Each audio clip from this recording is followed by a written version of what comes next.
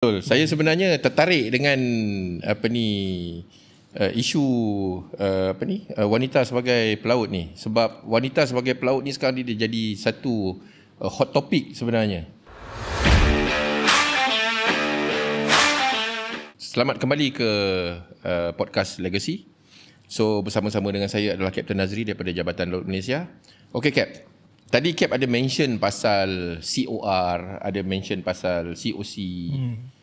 Boleh Cap terangkan apa itu COR, apa itu COC? Okey, secara mudahnya lah, COC ni adalah sijil pengakuan yang Jabatan Laut keluarkan ataupun lesen yang kita keluarkan kepada pelaut tempatan lah, pada Malaysian lah, kita bagi COC. Ataupun COR, bila pelaut asing berkhidmat atas kapal Malaysia, kan kita keluarkan COR, maksudnya Certificate of Recognition, kita memperakukan yang diorang tu pun ada COC daripada negara masing-masing. Tapi kalau nak berkhidmat atas kapal Malaysia, dia kena pegang juga COR Malaysia, maksudnya kita sahkan dulu. Kita tentu sahkan dia punya COC, kesihatan, dia punya kompetensi, baru kita keluarkan COR. Okay.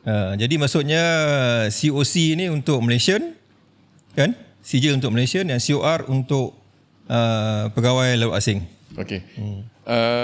Cap, itu bermakna sekiranya pelaut asing yang tidak memegang COC Malaysia, tanpa COR dia tak boleh berkhidmat di atas kapal Malaysia, betul? Betul. Betul. Yes. Okey. Ada tak dalam situasi-situasi tertentu ada yang bukan warga negara Malaysia tapi memegang COC Malaysia? Ada. Bukan hanya pegang COC Malaysia. Ada juga orang Malaysia yang pegang COC negara asing. Ini berlaku masa di awal penubuhan institut latihan di lautan di Malaysia. Yang mana masa tu Malaysia belum lagi ada kursus-kursus khas yang berkaitan dengan masa tu kejuruteraan STEAM, tak salah saya. Kan? Yang mana Malaysian punya syarikat kapal Malaysia ataupun Malaysia punya government hantar kita punya pelaut-pelaut tu belajar di Australia ada, di UK ada. Jadi diorang tu pegang COC UK dan COC Australia. Jadi bila dia balik Malaysia nak berkhidmat atas kapal Malaysia, Jabatan Laut keluarkan juga COR untuk mereka, pasal diorang ni memegang COC asing. Benda yang sama juga kalau orang asing nak berkhidmat atas kapal Malaysia, kita buat benda yang sama juga. Jadi adalah kes-kes tertentu yang mana orang asing kita keluarkan COC dan orang tempatan kita keluarkan COR. Okey. Okey Cap. COC. Bila kita bercerita tentang COC, ramai sebenarnya tak faham COC itu apa. Jadi kalau saya simpulkan dari segi bahasa lah, saya kita takrifkan COC itu sebagai professional license. Adakah itu boleh diterima pakai? Boleh. COC ni satu dunia panggil COC, maksudnya Certificate of Competency. Yang mana dikawal ataupun pematuhan kepada standard antarabangsa lah, standard yang dipanggil STCW lah. Yang mana dikawal oleh, macam tadi saya cakap tadi, yang badan international tu, IMO tu, dia ada mengeluarkan convention yang berkaitan dengan STCW.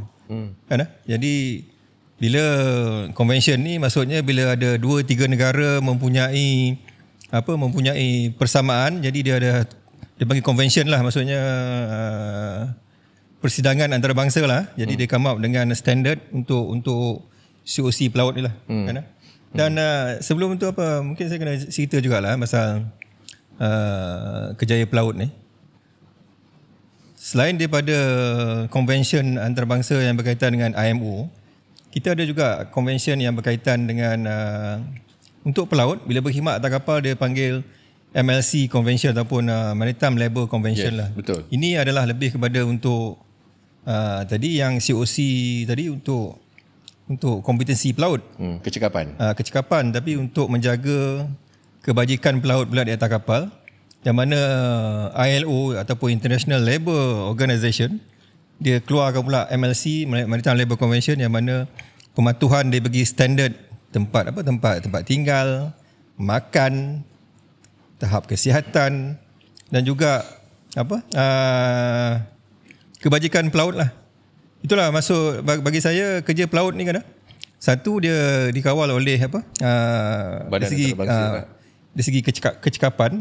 Satu lagi untuk mengawal pula the well-being ataupun the kebajikan pelaut atas kapal, dia ada pematuhan kepada konvensyen pasal MLC itulah.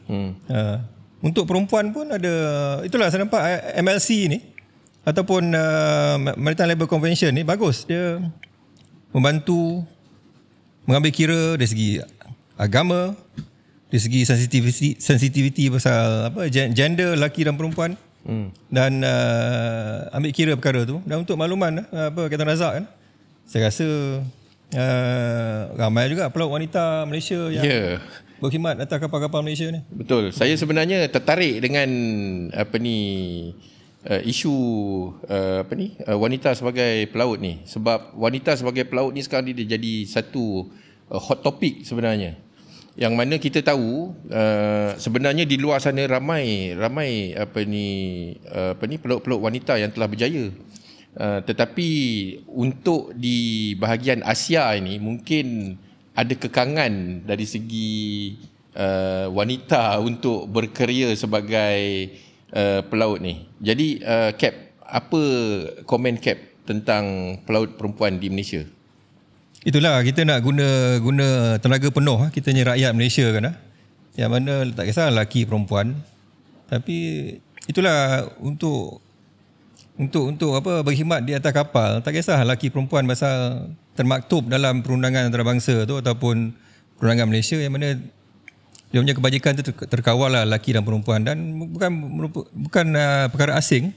Yang sekarang ni dah ramai pelaut Malaysia yang dah mencapai tahap yang paling tertinggi dalam kejayaan mereka, yang mana jadi chief engineer perempuan, betul, kapten perempuan, dan berkhidmat. Bila saya kata berkhidmat ni, dia bukan berkhidmat atas bot tau. Dia berkhidmat di atas kapal-kapal VLCC ataupun LNG carrier, yang mana merupakan kapal besar dan kalau kata macam LNG tu dia Rolls Royce of the Sea kan.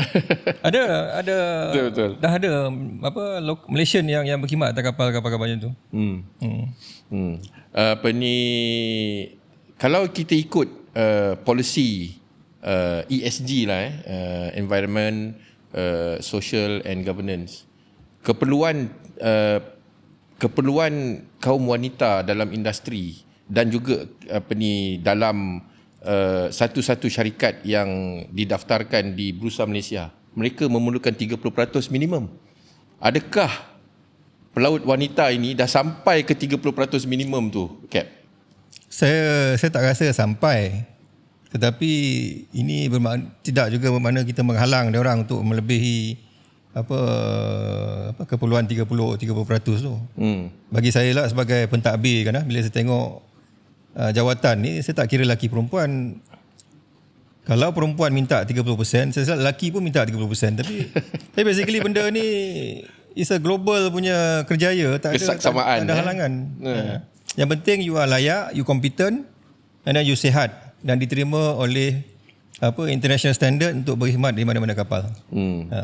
So tak ada pemisah lah antara dua tu. Bagi saya is open to everybody lah.